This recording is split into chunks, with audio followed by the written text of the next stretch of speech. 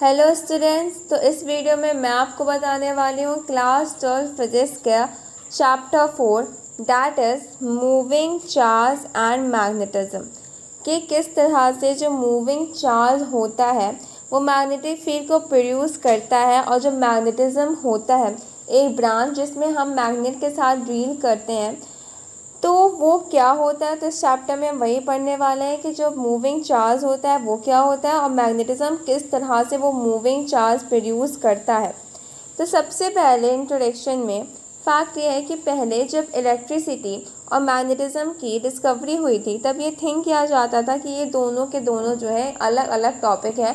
Means जो electricity है और जो मैग्नेटिज्म है उनके बीच कोई भी रिलेशन नहीं है। लेकिन 1820 में मतलब कि 19th सेंचुरी में जो ओरेस्टेड थे, क्रिश्चियन ओरेस्टेड, उन्होंने एक एक्सपेरिमेंट परफॉर्म किया था। उन्होंने क्या किया था, उन्होंने एक वायर लिया था जिसमें उन्होंने करंट पास किया था। मतलब उसमें एक वायर लिया था, वायर को क्या किया था, एक सेल या बैटरी से उन्होंने अटैच किया था और उसके पास उन्होंने एक कंपास रख दिया था।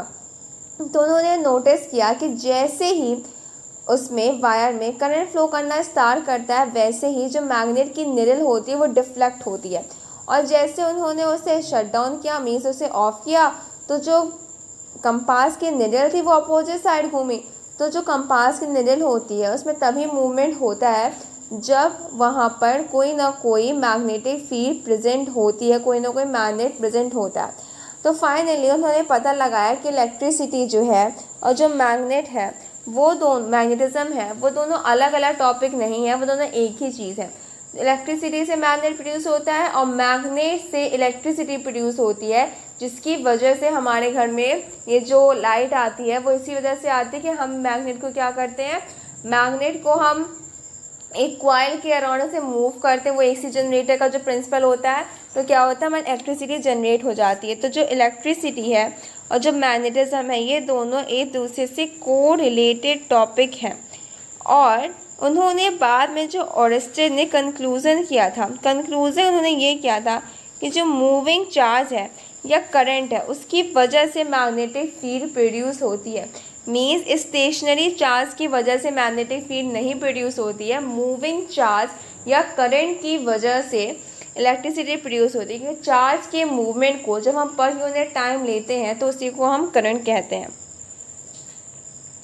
इस चैप्टर में हम क्या क्या पढ़ने वाले हैं, इस चैप्टर में हम पढ़ने वाले हैं magnetic field exert force on moving charge particles. उसके बाद फर्दर ऑन हम कुछ और टॉपिक्स के बारे में भी डिस्कस करेंगे। We will discuss how current and voltage are detected by galvanometer. ये जो करंट और वोल्टेज है वो किस तरह से गैल्वेनोमीटर डिटेक्ट करता है। अब इस चैप्टर में हम कुछ इंपॉर्टेंट पॉइंट्स हैं जो हमें याद रखने हैं।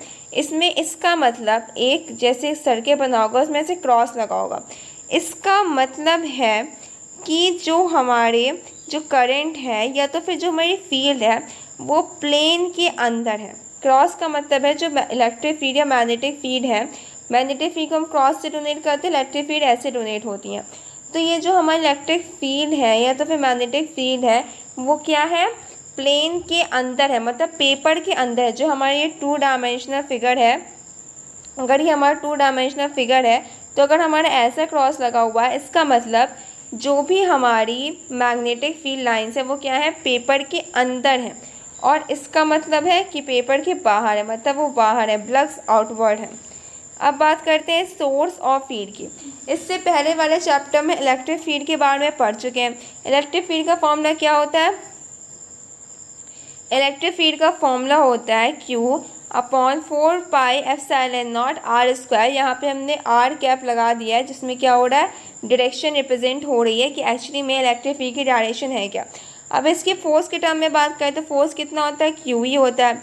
तो कैपिटल Q स्मॉल q और R कैप जो डायरेक्शन रिप्रेजेंट कर रहा है कि किस डायरेक्शन में फोर्स लग रहा है, upon 4 pi epsilon not R square. और इसमें जो भी हमारी मैग्नेटिक फील्ड होगी उसे हम किससे रिप्रेजेंट करेंगे, B से रिप्रेजेंट करेंगे। अब हम बात करते हैं कि मैग्नेटिक फील्ड और लॉरेंज फोर्स एक्चुअली में होता क्या है। लॉरेंज फोर्स एक ऐसा फोर्स है जो दोनों की प्रेजेंस को रिप्रेजेंट करता है। मीन्स इलेक्ट्रिक फील्ड और मैग्नेटिक फील्ड दोनों के प्रेजेंस को रिप्रेजेंट करता है। अगर हमारे पास एक ऐसा एरिया है जहाँ पर हमारे इलेक्ट्रिक और मैग्नेटिक फील्ड दोनों प्रेजेंट है, तो वहाँ पर एक दूसरे पर जो वो फोर्स एक्सर्ट करेंगी वो क्या कहलाएगा, रोलेंस फोर्स कहलाएगा। तो टोटल फोर्स कितना होगा, टोटल फोर्स जो होगा वो magnetic force plus electric force होगा। जो लोरेंस फोर्स है वो कितना होगा, लोरेंस फोर्स होगा हमारा electric field plus magnetic field. अब इसमें हमने ये तो पढ़ा हुआ है कि फोर्स इलेक्ट्रिक फील्ड की वजह से कितना लगता है, क्यू ई आर लगता है। और हमारे बी जो हमने ये बी क्या है, बी है हमारी मैग्नेटिक फील्ड, ठीक है। अब मैग्नेटिक फील्ड वजह से कितना फोर्स लगता है, तो मैग्नेटिक फील्ड की वजह से फोर्स लगता है क्यू वी बी, जहाँ पे क्यू क्या होता है, वो चार्ज होता है जिसकी वजह से वो मैग्नेटिक फील्ड प्रोड्यूस हुई है। क्योंकि इसमें आप क्या पढ़ने वाले हैं कि जो मूविंग चार्ज है वो मैग्नेटिक फील्ड प्रोड्यूस कर रहा है, पहले से वहाँ पे कोई मैग्नेट प्रेजेंट नहीं है, मूविंग चार्ज की वजह से जो मैग्नेटिक फील्ड प्रोड्यूस हो रही है वो हम इस चैप्टर में पढ़ने वाले हैं। तो जो क्यू है वो चार्ज है जिसकी वजह से मैग्नेटिक फील्ड प्रोड्यूस हो रही है। बी कितना मैग्नीट्यूड है इसका, और वी वेलोसिटी, कितनी वेलोसिटी के साथ जो हमारे चार्ज है पार्टिकल्स हैं वो मूव कर रहे हैं, ठीक है। अब उसके बाद ये इंटरेक्शन की बात बताई गई है। It depends on Q V B charge of particle, the velocity of magnetic field, force on negative charge is opposite to that of positive charge. जितना फोर्स पॉजिटिव में लगेगा उतना क्या होगा, निगेटिव में क्या होगा, अपोजिट लगेगा। और हमें इसका तो पता ही है इलेक्ट्रिक फील्ड क्या होती है। अब ये जो हमारे क्यू वी बी होते हैं, क्यू तो हमारा चार्ज है, चार्ज जो होता है वो हमारा स्केलर क्वांटिटी होता है, लेकिन जो वी और बी होता है वहाँ पे इनका क्रॉस लिया जाता है। क्रॉस का मतलब है जब हम इसे सिंपली सॉल्व करेंगे तो क्या होगा, वी बी साइन थीटा। और इसमें क्या होता है, जो वी होता है और बी होता है वो क्या होते हैं, दोनों एक दूसरे के परपेंडिकुलर होते हैं। तो जो वी होता है और जो बी होता है वो दोनों के दोनों एक दूसरे के परपेंडिकुलर होते हैं। और जितना भी फोर्स इन पर एक्ट कर रहा है, जो वी है और बी है, तो हमें क्या पता करना है कि हमारे फोर्स की डायरेक्शन क्या है। तो फोर्स की डायरेक्शन में किससे फाइंड कर सकते हैं, राइट हैंड रूल से हम फाइंड आउट कर सकते हैं कि फोर्स कैसे लग रहा है। हमें ये पता है कि वेलोसिटी किस डायरेक्शन में है मैग्नेटिक फील्ड की, और हमें ये पता है कि मैग्नेटिक फील्ड किस डायरेक्शन में, क्योंकि मैग्नेटिक फील्ड डायरेक्शनल होती है, नॉर्थ से स्टार्ट होती है और साउथ पे ख़त्म होती है। तो ये जो होती हैं हम किससे पता लगा सकते हैं, राइट हैंड रूल से। अब उसके बाद जो अगर हमारा मैग्नीट्यूड फोर्स जो होता है वो ज़ीरो होता है, अगर हमारा मैग्नेटिक फोर्स ज़ीरो है, मैग्नेटिक फोर्स ज़ीरो का मतलब क्या है कि हमारी वेलोसिटी ज़ीरो है, मतलब चार्ज हमारा मूव नहीं कर रहा है। अगर हमारा चार्ज मूव ही नहीं करेगा तो मैग्नेटिक फील्ड प्रोड्यूस नहीं होगी। जब मैग्नेटिक फील्ड प्रोड्यूस नहीं होगी तो हमारा फोर्स तो लगेगा नहीं। अगर आपको ये ऐसा केस दिया गया कि जहाँ पर आपके सिर्फ और सिर्फ इलेक्ट्रिक फील्ड प्रेजेंट हो तो वहाँ पे मैग्नेटिक फील्ड नहीं होगी, और वो केस किसका हो जाएगा, सिर्फ और सिर्फ इलेक्ट्रिक फोर्स का, मतलब कूलम्बिक फोर्स का वहाँ पे रूल फॉलो होगा। और अगर वहाँ पर इलेक्ट्रिक फील्ड प्रेजेंट नहीं है, सिर्फ और सिर्फ मैग्नेटिक फील्ड प्रेजेंट है, तो वहाँ पे कौन सा फोर्स लगेगा, सिर्फ और सिर्फ मैग्नेटिक फोर्स लगेगा। और जब दोनों फोर्सेस लग रहे होंगे एक ऐसा एरिया जहाँ पे इलेक्ट्रिक और मैग्नेटिक फील्ड दोनों प्रेजेंट होगी, तो उस तरह के फोर्स को क्या कहते हैं, लॉरेंस फोर्स कहते हैं। अब उसके बाद क्या बात करते हैं, उसके बाद जो हमारी बात आती है वो है ये है कि हमारी जो मैग्नेटिक फील्ड होती है आखिरकार उसकी एसआई यूनिट होती क्या है। उसकी जो एसआई यूनिट होती है वो टेस्ला होती है। जो निकोला टेस्ला थे काफ़ी बड़े साइंटिस्ट थे, तो उनके नाम पे इसको जो है एक सरनेम दे दिया गया है, मतलब उनके नाम की वजह से, उन्होंने बहुत ज़्यादा ग्रेट डिस्कवरी की थी फिजिक्स में, इसकी वजह से इसकी जो एसआई यूनिट है वो टेस्ला को के नाम पे रखी गई है, और इसे हम टेस्ला कहते हैं, जिसे हम कैपिटल टी से रिप्रेजेंट करते हैं। जो टेस्ला होते हैं उसकी काफ़ी ज़्यादा वैल्यू होती है, इसलिए हम कुछ स्मॉल टर्म में गॉस टर्म का यूज़ करते हैं। गॉस का मतलब होता है 10⁻⁻⁴ टेस्ला। अब उसके बाद हम बात करते हैं सबसे इम्पॉर्टेंट टॉपिक की, magnetic field on current carrying conductor, कि हमारा एक ऐसा कंडक्टर जो करंट कैरी कर रहा है उसमें कितना जो है मैग्नेटिक फोर्स लगेगा। तो हमने कंडक्टर कंसिडर किया जिसका क्रॉस सेक्शनल एरिया कितना है, ए है, और लेंथ एल है। क्योंकि जो हमारी रॉड है उसमें क्या होगा, उसका कोई ना कोई एरिया भी होगा और कोई ना कोई लेंथ तो होगी, और उसमें जो चार्ज मूव कर रहे हैं नंबर हमने मान लिया N. n numbers of electrons flow कर रहे हैं in a rod having length l and area of cross section a, ठीक है। उसके बाद अब क्या है, करंट कैरिंग रॉड है तो करंट भी फ्लो करेगा, तो हमने मान लिया कि उसमें जो है I करंट फ्लो कर रहा है। अब जो इलेक्ट्रॉन्स होते हैं वो किससे मूव करते हैं, ड्रिफ्ट वेलोसिटी से, तो उसकी जगह हमने क्या लिख लिया Vd। अब हमारा टोटल फोर्स कितना लगा, टोटल फोर्स हमारा लगा, यहाँ पे हमने उसका एरिया लिखा, ठीक है, एरिया लिख लिया।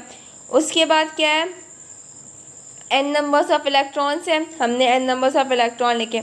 जो नॉर्मल हमारे फोर्स का फॉर्मूला होता है वो होता है QVdB। Q तो हमारा चार्ज हो गया, Vd हमारी ड्रिफ्ट वेलोसिटी हो गई जिससे हमारे इलेक्ट्रॉन्स क्या थे, मूव कर रहे थे, और जो B था वो मैग्नेटिक फील्ड हो गई। लेकिन जब हमने केस कंसिडर किया इसमें नंबर ऑफ इलेक्ट्रॉन्स और एरिया और उसकी लेंथ भी मैटर करेगी, क्योंकि इससे पहले वाला जो केस हमने कंसिडर किया था वो हमने सिंगल चार्ज का केस कंसिडर किया था, और यहाँ पे क्या है, कंडक्टिंग रॉड है जिसमें बहुत सारे नंबर्स ऑफ इलेक्ट्रॉन है, तो इसमें फोर्स में क्या है, NaL भी मल्टीप्लाई हो गया। अब उसके बाद हम बात करें तो चैप्टर 3 में हमने करेंट डेंसिटी के बारे में पढ़ा था। तो करेंट डेंसिटी के बारे में हमने पढ़ा था, तो इसमें हम क्या करते हैं, AL को, वॉल्यूम को बाहर निकाले थे। AL भाई हमारा क्या वॉल्यूम है जिसे हमने बाहर निकाल लिया, और B को भी हमने बाहर निकाल लिया, तो NQEVD क्या होता है, करेंट डेंसिटी होती है, तो इसकी जगह हमने क्या लिख दिया, J लिख दिया, ठीक है।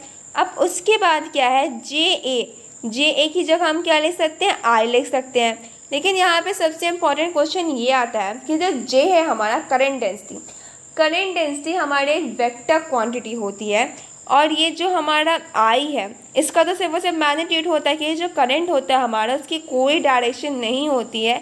करंट हमारा जो होता है वो हमेशा वेक्टर क्वांटिटी नहीं होता है, स्केलर क्वांटिटी होता है। करंट में सिर्फ और सिर्फ डायरेक्शन होती है, करंट सिर्फ और सिर्फ मैग्नीट्यूड कंसिडर करता है, वो कोई भी डायरेक्शन कंसिडर नहीं करता है। लेकिन यहाँ पे क्या है, तो J है करंट डेंसिटी, वो हमारा एक वेक्टर क्वांटिटी है, और हम किसी भी वेक्टर को स्केलर से नहीं रिप्रेजेंट कर सकते, मतलब वेक्टर और स्केलर को हम चेंज नहीं कर सकते। इसलिए हमने क्या किया, यहाँ पर लेंथ को हमने वेक्टर की तरह ट्रीट किया। यहाँ पे जो हमारा J था वो क्या था, वेक्टर क्वांटिटी था। I जो है करंट हमारा, वो कभी वेक्टर क्वांटिटी नहीं हो सकता, इसलिए हमने वो वेक्टर साइन क्या किया, लेंथ में ट्रांसपोज कर दिया। अब ये क्वेश्चन दिया गया, A straight wire of mass 200 gram and length 1.5 carries a current of 2 ampere. It is suspended in mid-air by uniform horizontal magnetic field B. What is the magnitude of the magnetic field? Magnetic field कितनी लगेगी वो बताना है। तो इसमें क्या है, इसे फ्री एयर में सस्पेंड किया गया, तो इसमें दो फोर्स लगेंगे, एक तो इसमें मैग्नेटिक फोर्स लगेगा, दूसरा इसमें क्या लगेगा, दूसरा इसमें फोर्स ड्यू टू ग्रेविटी लगेगा। तो इसमें हम क्या लिखेंगे, mg is equal to QVB। Mass हमें इसका पता है 200 ग्राम है, तो हमने 200 ग्राम लिख देंगे। फिर उसके बाद क्या है, लेंथ दी गई है 1.5 मीटर, और जो करंट दिया गया वो भी हमें दिया गया। It is suspended in mid air in a uniform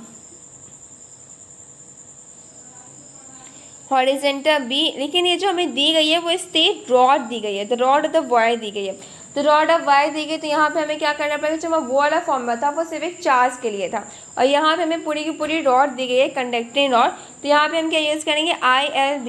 यहाँ पे हमें क्या दिया गया, करंट भी दिया गया है, लेंथ भी दी गई है, तो हम यहाँ पे हम क्या यूज़ करेंगे, mg is equal to ILB। m जो है 200 है, g 9.8 है, I 2 एम्पियर है, लेंथ 1.5 है, b की वैल्यू कैलकुलेट करनी है, तो b हो जाएगा हमारा mg/IL।